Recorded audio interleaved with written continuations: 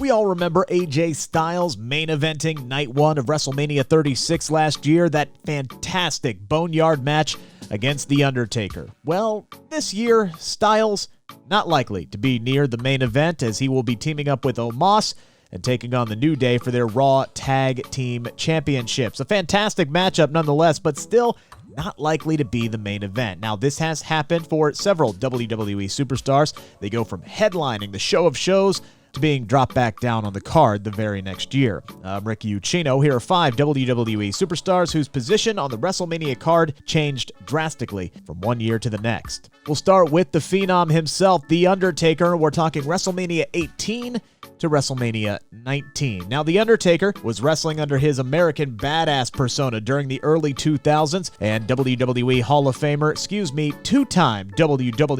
Famer Ric Flair made his return to the company several months before WrestleMania 18 and kicked off a feud with the Dead Man on the road to the event. Now, The Undertaker was 9-0 at WrestleMania at the time. The two legends squared off in a bloody brawl that lasted almost 20 minutes, and Flair gave everything he had to try and beat the Phenom. In the end, it was The Undertaker, though, who managed to come out on top once again. With this win, that streak stretched to an impressive 10-0, and many believe following that night, that's when WWE really started to focus on this winning streak of The Undertaker. Unfortunately, the company didn't really have a whole lot for the Phenom to do as WrestleMania 19 approached. He was feuding with The Big Show at the time.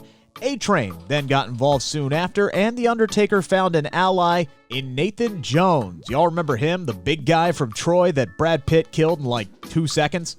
Yeah, that guy. He was a WWE Superstar for all of about, 8 minutes. The Undertaker was set to compete in a tag team match at WrestleMania, but those plans changed at the last moment. Nathan Jones was pulled. Undertaker ended up competing and won a handicap match against Big Show and A-Train instead. Moving on to number 4, how about the Viper, Randy Orton? We're talking WrestleMania 25 to WrestleMania 26. Now, Orton was at the top of his game heading into WrestleMania 25. He had become a vicious and ruthless character, ready to go at great lengths to get whatever he wanted. He won the 2009 Royal Rumble match that year and kicked off a heated feud with the McMahon family, which culminated in a WWE Championship battle with Triple H in the main event on the grandest stage of them all. However, fast forward just 1 year later, and Orton was starting to embrace his good side as WrestleMania 26 approached.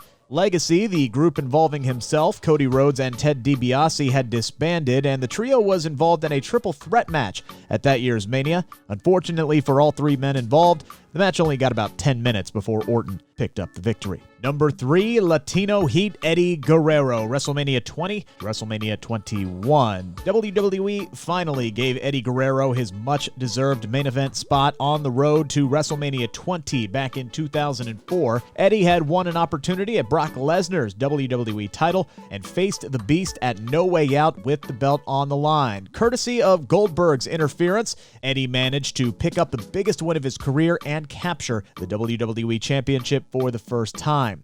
Now, Eddie's dream run had just started as he went on to defend that title against Kurt Angle at WrestleMania 20. The hard-fought battle ended with Eddie scoring a pinfall victory over Angle and retaining his title. Now, 1 year later, Eddie Guerrero was still one of the most popular acts on SmackDown, but was nowhere near the WWE title picture. However, he was holding the Tag Team Championships with Rey Mysterio at the time, and these two best friends would actually face one another on the show. They would be the opening match, had an amazing 12-minute outing in which the master of the 619 came out on top.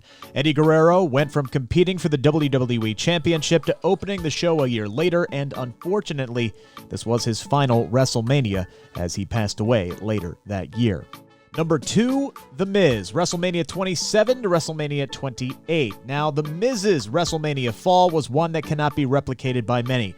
He successfully cashed in his Money in the Bank contract on Randy Orton in late 2010 to win his very first WWE Championship, and then the A-lister went on to kick off a feud with John Cena as WrestleMania 27 came closer.